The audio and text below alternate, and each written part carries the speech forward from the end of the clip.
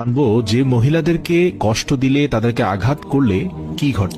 হযরত আলী রাদিয়াল্লাহু তাআলা আনহুর কাছে এক ব্যক্তি আসলেন এবং তার দুই হাত রেখে একত্রিত করে বলতে লাগলেন, ইয়া আলী, আমার বিবি আমার ঘরের ঠিকঠাক মতো দেখাশোনা করে না, সে আমার কোনো কাপড় পরিষ্কার করে দেয় না এবং সে ঘরের জিনিসপত্র ঠিকঠাক মতো গুছিয়ে রাখে না। তাহলে কি তার সাথে আমি রাগ করব না? তাকে কিছু মারপিট করা উচিত না?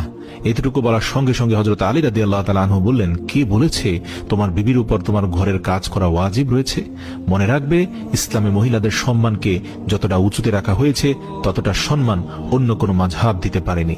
আমি আল্লাহ রাসূলের কাছ থেকে শুনেছি, মহিলাদের সবচেয়ে বড় দায়িত্ব হলো সে যেন তার সন্তানকে ভালোভাবে মানুষ করে এবং সে তার সন্তানের দেখাশোনা করে।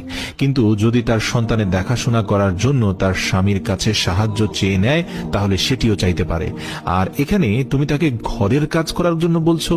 যদি মহিলারা তার নিজের খুশিতে ঘরের কাজ করে থাকে, সেটি তার দয়া, সেটি তার জন্য বাড়তি কাজ, আর সেটার জন্য